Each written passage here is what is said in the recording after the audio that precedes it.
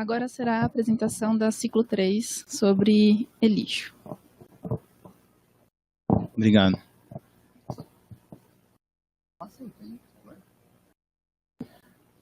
Pessoal, boa tarde. Meu nome é Ícaro, represento aqui a ciclo 3 e a gente vai falar sobre o impacto do resíduo eletrônico, né, no nosso meio, o meio que a gente vive. E agradeço aqui a oportunidade de apresentar esse projeto para vocês. A ciclo 3 é uma empresa aberta, ela trabalha com a parte de coleta, descaracterização e destino correto do material, do resíduo.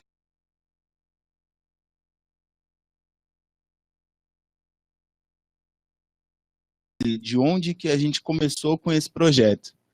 Nós temos uma empresa mãe, chamada JBO Brasil, ela fica alocada em São Bernardo do Campo, e trabalha com manutenção de equipamentos da área de TI, call center, a parte de informática geral e telefonia. Então, surgiu desse processo, nós tínhamos a necessidade de cuidar do nosso lixo eletrônico, porque a gente gerava componente que tinha defeito, componentes substituídos, placas que já não serviam mais. Daí surgiu a ideia, juntamente com a Ana Paula, que não pôde estar presente aqui hoje. Ela é engenheira, tem toda a certificação, disponibilidade, né? Ela é engenheira ambiental e pode trabalhar abertamente com isso. Então, juntamos essa ideia e montamos o projeto Ciclo 3. Tá? Então, a gente vai apresentar para vocês aqui, através do José Batista, vai comentar sobre qual o impacto que é gerado desse resíduo, e depois vamos apresentar como que a empresa atua cooperando com essa parte aí de sustentabilidade, tá bom? Vou passar para ele aqui, um minutinho. Boa tarde a todos, obrigado pela presença, obrigado a todos pela oportunidade de nós passarmos essa informação para vocês. Eu fiquei muito satisfeito pela apresentação do Cássio, porque nós vamos aqui compartilhar algumas informações bastante comuns em relação a resíduos sólidos. E a apresentação dele vai nos ajudar e a gente pretende que isso possa complementar vocês. Então nós vamos estar falando diretamente sobre o tal do e-lixo, o lixo eletrônico, né? Ou o resíduo eletrônico também. E aí nós temos aí uma figura que nós colocamos para dar uma ilustrada no que seria isso daí. Porém, vamos dizer aqui o que seria o lixo eletrônico. O lixo eletrônico, o próprio nome já está dizendo, seria todo o material, todo o equipamento que você tem disponível que de alguma maneira ele perdeu a serventia. Seja porque ele está desatualizado, seja porque ele está com um tipo de defeito que não é possível ser reparado, seja porque a pessoa não consegue mais carregar aqueles programas mais novos, enfim. Ele acaba perdendo a sua utilidade. Dessa forma, ele se transforma num rejeito, né? Melhor dizendo, ainda no resíduo eletrônico também, que pode ser encaminhado de algumas maneiras. Então, qualquer equipamento desse, cada um de vocês podem olhar por aí, inclusive da linha branca, né, como micro-ondas, geladeira, televisão, são equipamentos que podem ser considerados um lixo eletrônico, um resíduo eletrônico também colocado, né? Então, todos esse tipo de equipamentos podem ser considerados dessa forma. Agora, eu tenho aqui uma pesquisa, que na verdade é um relatório que foi gerado, que aí corrobora também com o que o Cássio colocou há pouco, também emitido pela ONU, que é pela UNO, né, que é a Universidade das Nações Unidas, que fica sediada em Tóquio. Ela, na verdade, não é uma universidade comum, ela não tem assim, estudantes necessariamente, ela tem um corpo que faz pesquisas especificamente para a ONU. E eles fizeram um levantamento em 2017, referente a 2016. E eu fiz uma pesquisa e não há nenhum relatório específico sobre o lixo eletrônico, né, que está colocado ali, mais atual. Até porque um levantamento desse tipo leva algum tempo para ser feito e até pela precisão com que ele traz para nós, ele leva algum tempo. Mas é muito interessante que aí nós vamos refletir sobre aquilo que foi falado na palestra anterior também. Vem muito ao encontro. Olha só, o aumento dos níveis de lixo eletrônico, seu tratamento inadequado e inseguro e eliminação através de queima a céu aberto ou em lixões representam riscos significativos para o meio ambiente e a saúde humana e apresentam sérios desafios ao crescimento sustentável. Ou seja, o lixo eletrônico ele é tão perigoso quanto qualquer outro lixo químico, e nós vamos entender aqui por quê, né? E eles colocam aí, eu coloquei entre aspas exatamente porque é do relatório que tem essa informação, que o porquê que o lixo eletrônico está aumentando no mundo. Eu acho que de alguma maneira a gente consegue ver isso através do quê? O Cássio também colocou esse modismo, essa frequência do marketing, quase que colocando às nossas vistas a possibilidade do consumo desenfreado, né? Os países de desenvolvimento estão começando a melhorar algumas das suas condições econômicas para suas populações, consequentemente, essas populações começam a também adquirir outros bens que antes eles não tinham a possibilidade. Além do que, a tecnologia também evolui no sentido de, digamos, matar o equipamento, matar o dispositivo eletrônico de uma maneira mais rápida possível. E isso foi colocado aqui pelo Cássio também, até em 6 meses, né? E em caso de alguns eletrônicos, até um pouco antes do que isso, nossos celulares hoje, a Apple lança um, daqui a pouquinho a Samsung lança outro, e aí fica todo mundo desesperado querendo o top de linha. Agora está vindo o 5G, poxa, mas meu equipamento não é mais 5, só faz até 4G, eu vou precisar do 5G, então vem em consumo. Então, esta forma de atuação vem implicando diretamente para que o lixo eletrônico seja aumentado. Até aí, a gente pode considerar que tem uma coisa, quase que uma normalidade, eu diria, vou colocar essa normalidade também entre aspas, porque nós também temos a condição de reduzir essas tentações todas, até como uma postura que nós deveríamos estar adotando. Mas, de alguma maneira, é algo que veio para ficar, quer dizer, nós vamos ter que lutar, reduzir isso de alguma maneira, mas não é uma onda que a gente consiga reduzir esses níveis a pontos muito significativos. Porém, como tratar esse resíduo é que é o grande pulo do gato que nós vamos ter que discutir. Para vocês terem uma ideia, também está nesse relatório, que em 2016 foram gerados 44,7 milhões de toneladas de lixo eletrônico no mundo, né? Isso equivale a 4.500 torres Eiffel, se elas fossem possíveis serem pesadas juntas, né? Então é uma quantidade de lixo eletrônico bastante significativa. E aí tem uma geração de lixo eletrônico pelos continentes. Então nós temos os 5 continentes lá em cima, temos a quantidade de países que nós temos em cada região, a população, e aí nós temos o que é o mais significativo, a quantidade de lixo eletrônico gerado nesses países todos, né, e a quantidade de lixo por habitante. Então na África são 1,9 quilos por habitante ano, nas Américas 11,6 quilos ano, e assim por diante, até a Oceania com 17,3 quilos por ano por habitante, né? E embaixo, nessa última taxa de recolhimento na região, nós vamos ver assim, quais são as quantidades que efetivamente são recolhidas e de alguma maneira tratadas. Nós vamos ter na África praticamente nada, não há nada ali que seja resgatado de forma adequada. Nas Américas nós temos até 17% disso resgatado, na Ásia 15% e assim por diante, terminando na Oceania com 6%. Então, e veja bem, na penúltima linha ali nós temos que a quantidade de resíduo que efetivamente é documentada para ser reciclada, em 1 milhão de toneladas, né? Então veja que em alguns países a quantidade é ínfima. Nós vamos ver esse quadro de uma outra forma daqui a pouco. E ali, a observação importante que cabe a nós. O Brasil é o 2º maior produtor de lixo eletrônico nas Américas, com 1,5 milhão de toneladas ano. Isso no Brasil, nas Américas nós somos o 2º, só perdemos para os Estados Unidos. E no mundo nós somos o 7º já gerador de lixo eletrônico no mundo. Isso obviamente tem a ver com a quantidade de população e o tipo de desenvolvimento que nós situamos neste instante.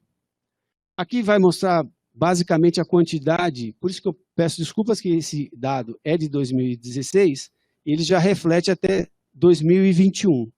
A quantidade de lixo eletrônico produzida, nós vamos chegar em 2021 com 52,2 milhões de toneladas de lixo eletrônico no ano. E com 6,8 quilos por habitante no mundo. Okay? Então é bastante expressivo essa figura que demonstra o quanto isso está aumentando a cada ano que passa. Aí nós temos também um quadro que ilustra para todos nós como é que esses lixos estão sendo tratados em cada uma das regiões, ou pelo menos vamos falar no mundo. Eu falo isso em cada região porque no relatório, esse quadro ele estratifica por regiões. Nós vamos falar só o global nesse instante. 80%, ou seja, 35,8 milhões de toneladas, não é sequer documentada no mundo. É um perigo bastante grande. O que acaba acontecendo com esse material? Ele é disposto de qualquer forma. Nós não temos sequer o conhecimento de como esse lixo eletrônico é disposto. Apenas 20% é documentado e destinado corretamente. E no Brasil, esse cenário é um pouquinho pior. Corroborando com o Cássio falou, ele tinha dito alguma coisa entre 2% e 4%, são 3% do lixo eletrônico de alguma maneira, descartada corretamente no Brasil. Portanto, nós temos aí um corpo gigante de 97% do lixo produzido no Brasil, eletrônico, que poderia ser melhor destinado. Eu gostaria, antes de voltar, só voltar rapidamente aqui, houve uma convenção da Basileia, na Suíça, em 89, onde eles assinaram vários acordos. Na época foram 186 países que assinaram a convenção, o qual o Brasil participou também, que foi gerado toda a política de controle de resíduo que foi terminada em 2010, realmente houve todo aquele atraso, né? Para poder evitar que o lixo caminhasse no mundo também. Então, esse relatório também mostra como que esse lixo caminhou, como ele migrou de região para região. Não é fantasia o que diziam sobre os países mais ricos exportarem seus lixos para outros países em desenvolvimento ou mais pobres, sobretudo na África e alguns países da Ásia. E na Convenção da Basileia isso foi, de certa forma, considerado proibido. E o Brasil assinou esse contrato, então hoje nós não podemos receber lixo de fora e também não podemos exportar lixo para fora também, desde que ele não passe, no caso nós vamos falar aqui, a questão do reciclado de eletrônico, que não passe por uma certa legislação que controle por tudo isso. Mas a gente quer, a Convenção de Basileia foi feita para evitar que esse lixo caminhasse pelo mundo e inclusive proibir que outros países que não tivessem condição de receber esse lixo aceitassem meramente porque eu vou me pagar para eu receber esse lixo. Ele também é proibido, ou seja, não se deixa levar para lá porque a convenção sabe que ele não tem condição de tratar esse lixo. Então, eu acho que essa convenção foi bastante interessante, foi um passo para o mundo começar a reconsiderar isso tudo. O perigo do lixo, já foi falado aqui também, pelo Cássio, ele possui metais pesados e alguma química dentro daqueles equipamentos todos, que nós vamos comentar agora, vamos dar uma destrinchadinha nele, que pode contaminar os lençóis freáticos, o solo, e se forem descartados de maneira inadequada. Então, vejam aí, esse é um quadro típico de um descarte inadequado de equipamentos de lixo eletrônico. Aí, percebam aqui, nós temos o solo, né, aqui embaixo, que poderá ser contaminado se isso ficar no tempo, sendo dissolvido pelos intempéries. Muito bem. Os produtos eletroeletrônicos eles são constituídos de partes e peças e que, por sua vez, também são feitos, né, são constituídos por outros componentes químicos que nós vamos detalhar agora. Aqui nós fizemos a explosão de um equipamento, né, um computador e mais algumas materiais como o celular, por exemplo, mostrando as partes desses computadores. E agora nós vamos destrinchar cada uma delas. Os tipos de substância que podem causar vários tipos de problema, por exemplo, o arsênico causa doenças de pele, né? Nós temos o cádmio, que tem aí possibilidade de criar graves impactos sobre os rins. O chumbo, famoso chumbo também, pode causar diarreia, vômitos, convulsões, coma e até mesmo a morte, em alguns casos mais extremos.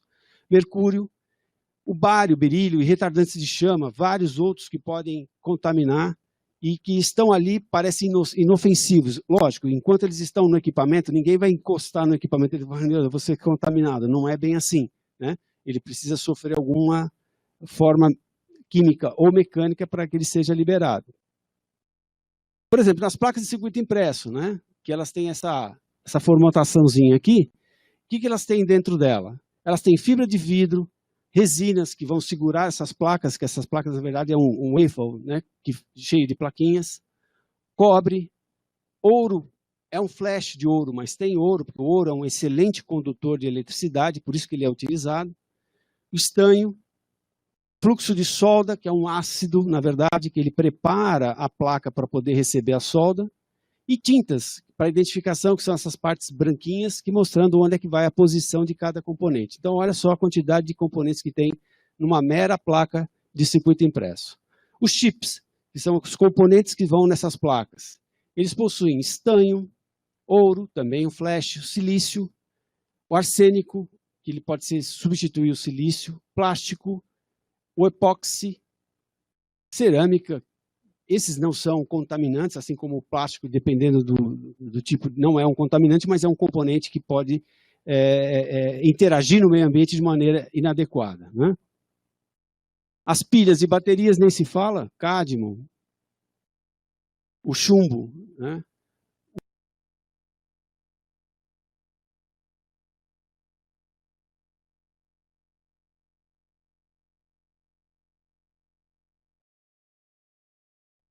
Dos equipamentos, possuem retardantes de chama. Eles possuem retardantes de chama por quê? Porque antigamente os equipamentos, quando tinham algum tipo de curto-circuito, eles pegavam fogo. Hoje, os chassis possuem um tratamento com um retardante que evita que ele prolifere a chama. Então, quando isso queima, ele gera uma fumaça tóxica. Plástico, metal, ferro ou alumínio. E aí nós temos propostas para a solução. Foi mencionada aqui também a Política Nacional de Resíduos, né? Essa Política Nacional de Resíduos é uma proposta. Ela estabelece a responsabilidade compartilhada.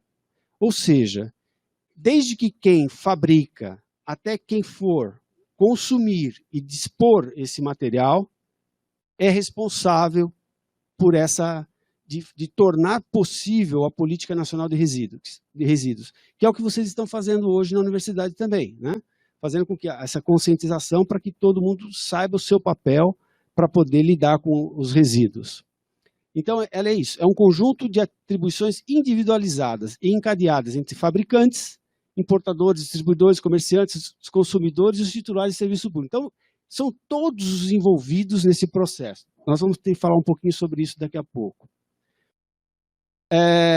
Eu queria voltar um pouquinho. Ele fala também sobre a política reversa, que eu acho que é isso um lance interessante. Ele coloca o seguinte, aqui embaixo, nesse último tópico, né? Ele coloca que é como se fosse um instrumento de desenvolvimento econômico e social, caracterizado por um conjunto de ações e procedimentos e meios destinados a viabilizar a coleta e a restituição de resíduos sólidos no setor empresarial. Ou seja, ele coloca até como um movimento de instrumento de desenvolvimento econômico-social. Nós vamos falar sobre isso também. A tal dos catadores, essa possibilidade de gerar economia. Porque quando você faz isso, você pode viabilizar que esse ciclo que nós vamos colocar agora, da logística reversa, seja um pouco mais possibilitado, né? Então, nós vamos ver aqui, olha. Começa pela produção. Os equipamentos são produzidos, depois são destinados à distribuição, começa a vir a distribuição desses produtos. O varejo faz todo o comércio disso. O consumidor consome e já começa a descartar as embalagens. E aqui nós temos o processo de coleta e seleção. No final, nós vamos ter alguém que faz todo o processo de reciclagem. Só para vocês terem uma ideia, o pessoal fala, mas onde é que está a ciclo? A ciclo está aqui no meio, olha. Nós fazemos o processo de coleta e seleção e fazemos a desmontagem e encaminhamos a esse pessoal altamente especializado em fazer a destinação correta de cada um dos materiais que nós destinamos a eles. Então, se todos fizerem a sua parte, né, nós vamos conseguir fazer esse ciclo da logística reversa ter o resultado que a gente espera. Alguma dúvida até aí, gente? Tudo bem? Ações propostas. Incentivar o descarte correto através do esclarecimento da população. Um pouco do que a gente está fazendo aqui hoje é isso. E a gente faz isso em escolas com pitoquinhos também, e adolescentes, enfim, outros professores também já participaram de palestras como essa. Eu acho que a gente colocar isso em uso para que cada vez mais pessoas possam estar compartilhando conosco dessa responsabilidade. Exigir o cumprimento das leis já estabelecidas, portanto, nós temos leis no Brasil que nos cobrem para que possamos fazer o melhor descarte dos lixos eletrônicos e de outros resíduos, conforme a palestra anterior foi dita.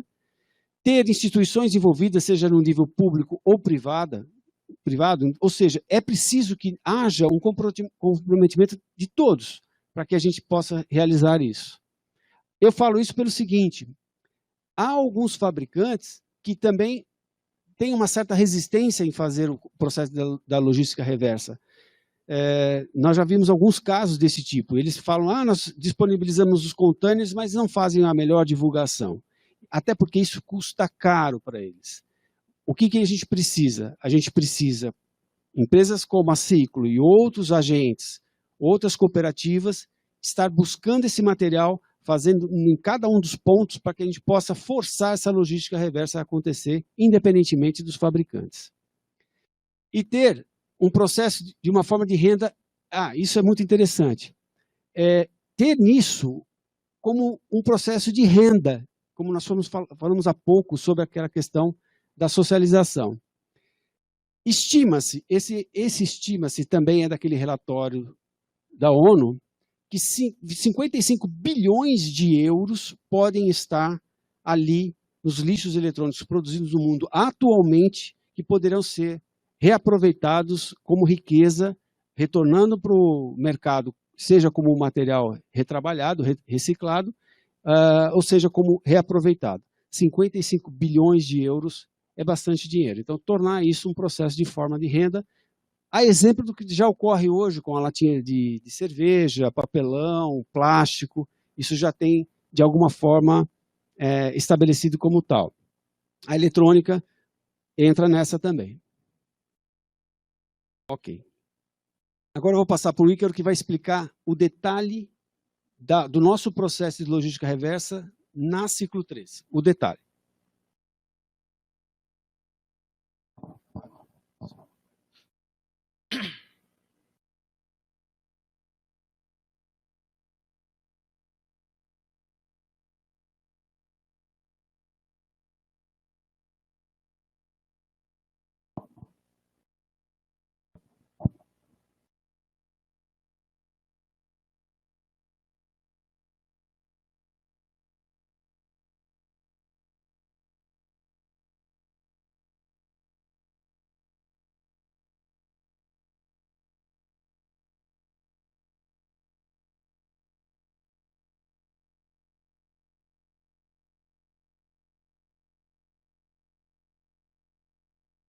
Bom, vamos lá então.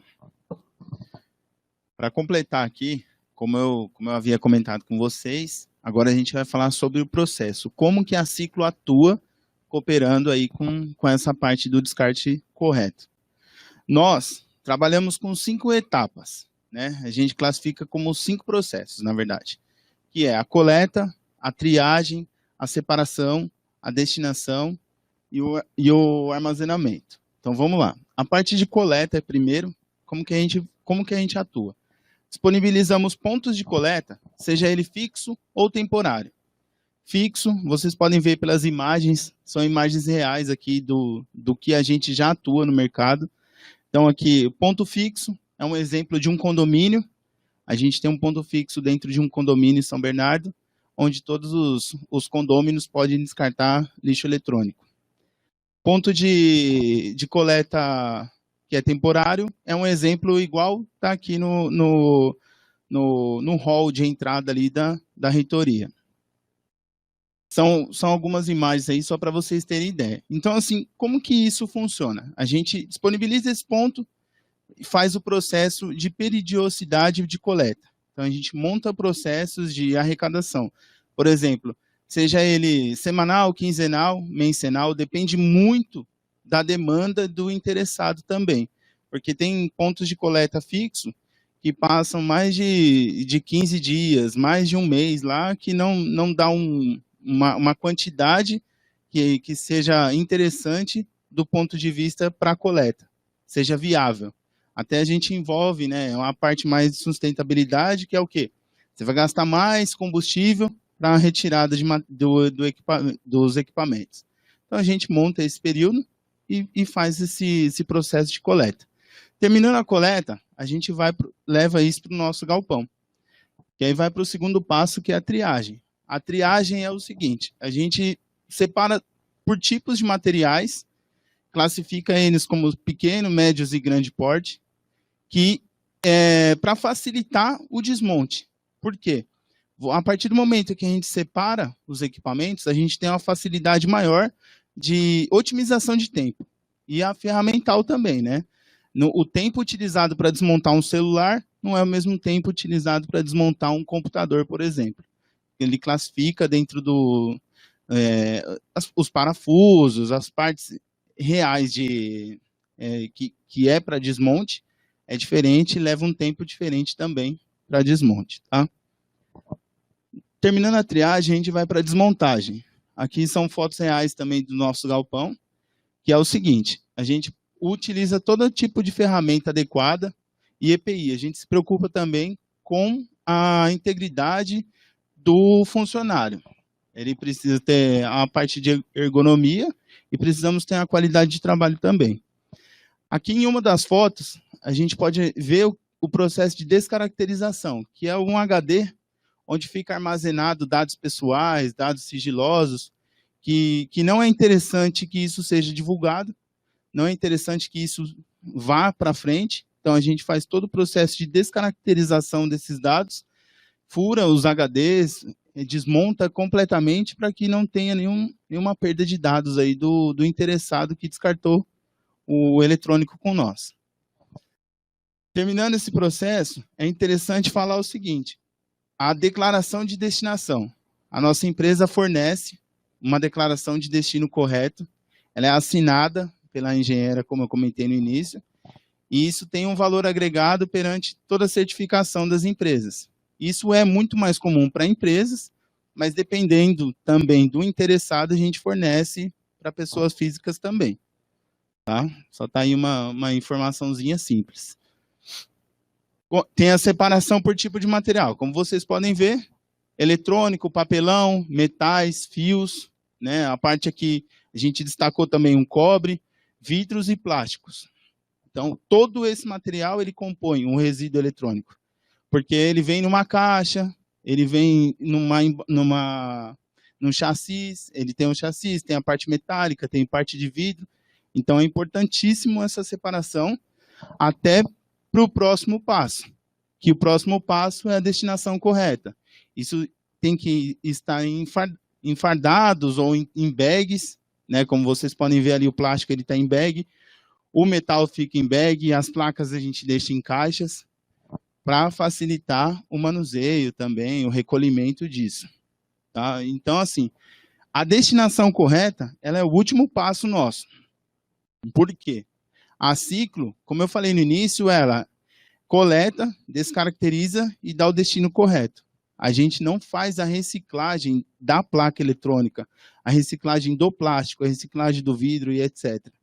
A gente trabalha com parceiros, com empresas certificadas a fim de trabalhar com a reciclagem e fornece para eles. Eles fazem todo o processo de reciclagem e volta para o meio como matéria-prima, um material reciclado. Tá? Então, é importante a gente falar isso. A gente não é uma empresa de reciclagem. A gente trabalha com uma parte do processo. Como foi mostrado no slide de logística reversa, a gente trabalha no meio do processo. Tá bom? Aqui é só umas referências do que a gente utilizou, mas é importante falar para vocês o seguinte, o porquê que a gente está aqui, o porquê que a gente quer que isso vá adiante.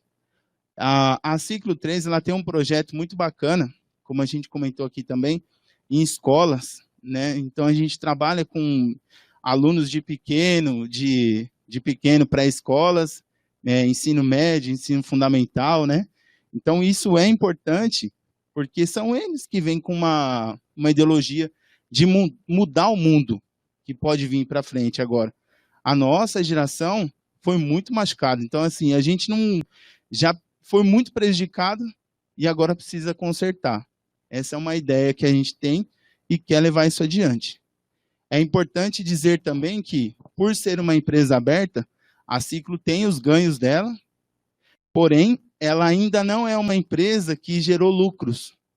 Eu sou um dos sócios e eu posso dizer e afirmar, a nossa proposta é muito mais uma solução sustentável do que rentável. Então, assim, fica aberto para vocês também pesquisar, participar com a gente, tudo que vocês tiverem dúvida.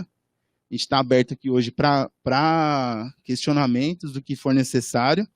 E vocês também, por curiosidade, podem ir até nós, conhecer melhor o projeto, se inteirar mais do que a gente faz. Então, fica aberto para vocês também esse tipo de acesso. Tá? Então, aqui é só uma colocação que a gente põe. Do ponto de vista do planeta, não existe jogar fora, porque estamos aqui. Acho que até o Cássio havia comentado isso numa outra oportunidade, né, no ano passado, que a gente esteve aqui também. A gente aproveitou aí para utilizar. Tá? Então, a gente agradece o espaço e fica aberto para vocês. Alguém tem alguma dúvida, queira questionar, tá bom? Por favor, pergunte. Vai ficar aberto aqui para vocês. Alguém tem alguma dúvida? Perfeito, sem problema. Tá? Então, muito obrigado por isso. Obrigado a vocês também, Fernanda, Cássio, pela abertura.